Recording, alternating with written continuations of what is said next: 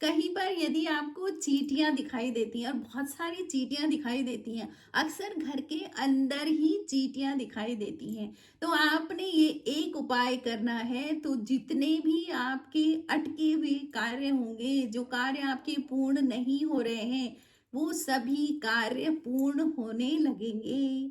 दोस्तों, चींटियों को आप ऐसे वैसे ना समझें, ये आपके लिए बहुत बड़ा सौभाग्य लेके आती हैं।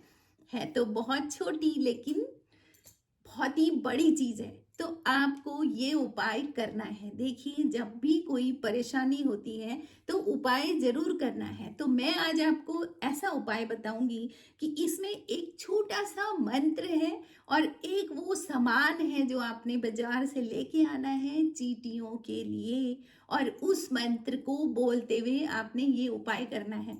और मैं हमेशा कहती हूँ कि उपाय होना चाहिए भीतर से।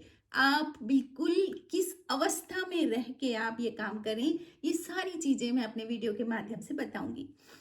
जय श्री राम दोस्तों, कैसे आप सब लोग। दोस्तों, मैं भी ठीक हूँ। दोस्तों, आज का मेरा वीडियो बहुत ही महत्वपूर्ण है। अक्सर हमें जब कुछ मिलता नहीं है, हमारी हमारी चाह होती है, कामनाएं होती हैं, लेकिन वो वस्तु हमारे पास आती नहीं है, तो हम बहुत दुखी हो जाते हैं। और दुखी होकर के हम इतना अपने एनर्जी लेवल को नीचे कर देते हैं कि जिसकी वजह से उस दुख के कारण आपके शरीर में 10 तरह के कष्ट भी आते हैं।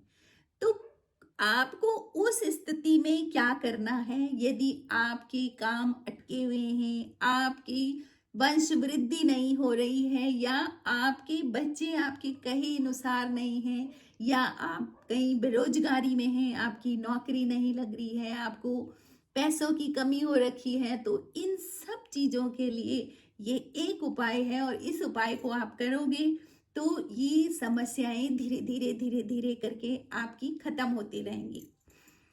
तो दोस्तों, रोज की तरह यदि आपको मेरा वीडियो पसंद आएगा तो मेरे चैनल को सब्सक्राइब करें, मेरे वीडियो को लाइक करें, कमेंट करें और शेयर भी करें, क्योंकि अच्छी जानकारी स्प्रेड होनी चाहिए, सबके पास पहुंचनी चाहिए। और अगर आपके शेयर करने से ये किसी के पास पहुंचता है और वो इससे लाभ लेता है, तो इसका सत्कर्म आपको जाएगा।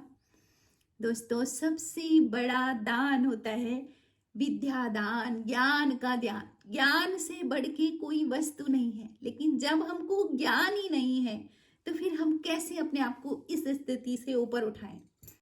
दोस्तों, यदि आप अपना भाग्य चमकाना चाहते हैं, अपनी किस्मत बदलना चाहते हैं, संकटों को, आने वाले संकटों को आप टालना चाहते हैं, तो आप ये वाला प्रयोग जरूर करें। दोस्तों, अब एक प्रश्न है कि समस्याएं आती क्यों है ना? हम ये भी तो है, जानना जरूरी है कि क्यों आती हैं। देखिए, कुछ समस्याएं तो आपके प्रारब्ध के कर्मों के कारण आती हैं। आपने कोई पूर्व जन्म में कोई कर्म किया है जो गलत है, तो वो आपको परिणाम देगा और यही देगा, समय यही है उसको भी आने का। दूसरा, आपने इसी जन्म में आपने कुछ ऐसा कर्मा कर दिया कि आपको ज्ञान नहीं था, तो वही कर्मा आपको दुख देगा, देता रहेगा, ठीक है। और पृथ्वी लोक दुखालय है, दुखों का आलय, जैसे शिवालय ऐसी दुखालय, ठीक है। क्यों? क्योंकि अपनी खुशी से यहाँ आते नहीं हो, आपका जो पीछे का पूरा सब कुछ लेकर के आप यहाँ पैदा हो रखे हो। जब जब जो जो होना, कभी आप ऐसा करें कि अपने जीवन को पीछे पलट के देखें, जब आपको पता नहीं था कि आपके साथ ये होना है। क्योंकि अभी भी आगे तो पता नहीं है क्या क्या होना है, पीछे का ही देख लो, पता नहीं था, लेकिन एक सीन, एक पिक्चर की तरह चीजें चल रही हैं। फिर ये हुआ, फिर ये हुआ, फिर ऐसे हुआ, फिर वहां वो मिला, फिर ये सारी चीजें होती हैं। क्यों? जो आपको मिल रहे हैं उनका भी आपके साथ कोई ना कोई कार्मिक अकाउंट है। इसलिए इसको कभी हम लोग ब्लेम करते हैं ना, हम दूसरे को कहते हैं उसने मेरे लिए ये कर दिया, उसने ये कर दिया, तो कहीं ना कहीं वो करने वाला जो आया ना आपको दुख देने के लिए, वो भी आप ही ने क्रिएट करा था किसी जन्म में, वो आपके पास आया है। तो सारी रिस्पॉन्सिबिलिटी खुद के ऊपर ले लें और फिर खुद से काम करें, तो ये ज्यादा अच्छा तरीका है, ठीक है। तो पीछे जा करके हम सब कुछ ठीक तो नहीं कर पाते हैं, लेकिन जो हमारा समय चल रहा है उसमें हम कुछ अच्छा अच्छा करते रहें। तो दोस्तों अब यह है कि करना क्या है। देखिए, जो चींटियां होती हैं भगवान विष्णु तथा माता लक्ष्मी का प्रतिनिधित्व करती हैं। ये चींटियां ही शनि, राहु, केतु जैसे जो उग्र ग्रह होते हैं उनका भी प्रतिनिधित्व करती हैं। ठीक है। और दिखने में बहुत छोटी है लेकिन बहुत बड़ी चीज है। आपने कभी देखा होगा आपके घर में अचानक से काली चींटियां निकल आती हैं। तो जो काली चींटियां यदि आपके घर के अंदर आ रही हैं तो और बहुत सारी हैं तो आप समझ लीजिए कि कुछ शुभ समाचार आपके घर में मिलने वाला है, आने वाला है। काली चींटियां आपको अच्छा अच्छा संकेत लाती हैं आपके लिए और बहुत शुभ मानी जाती हैं।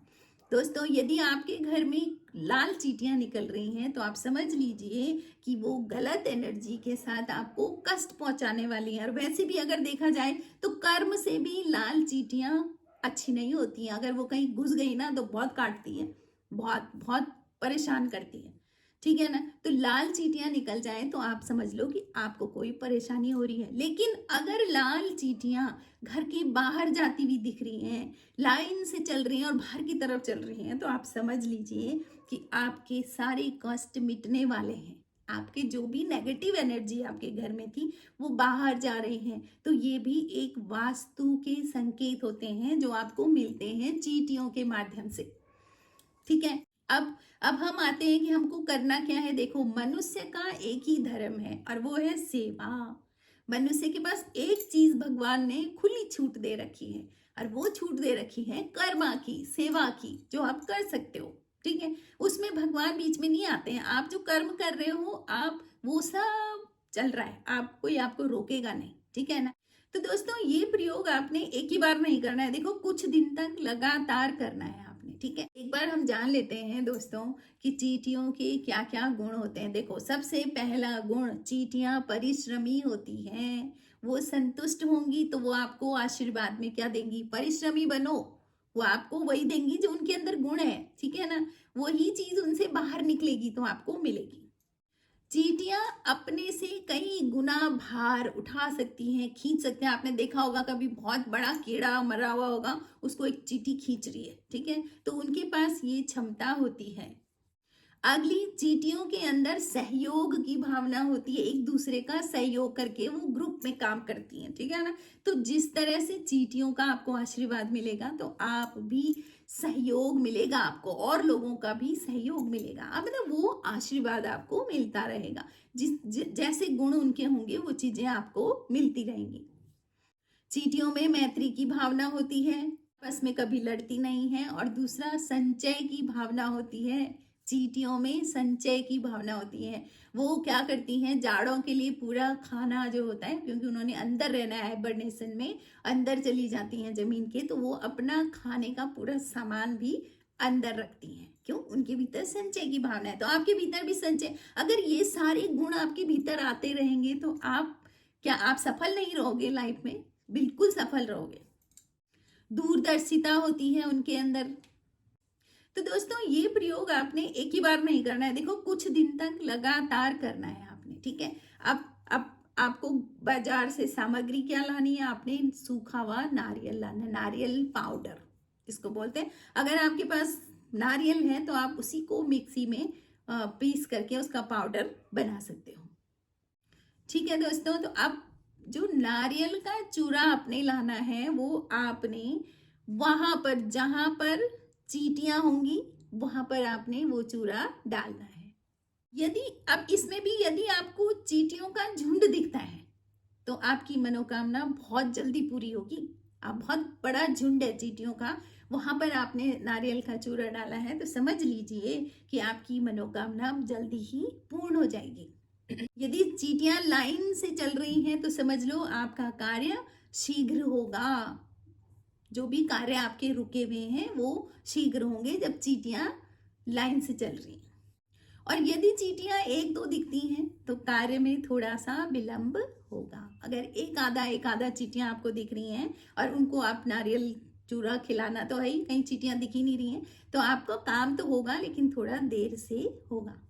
सबसे ज्यादा चींटियां कहाँ मिलती हैं? बरगद का अगर कोई बड़ा सा वृक्ष होगा ना तो उसके नीचे चींटियां होती हैं। पीपल के पेड़ के नीचे बहुत सारी चींटियां आपको मिलेंगी यहाँ। तो इनके नीचे जा करके आप ये वाला प्रयोग कर सकते हो। अब दोस्तों, जब आप चूरा डालोगे तो उस समय आपने बोलना क्या है?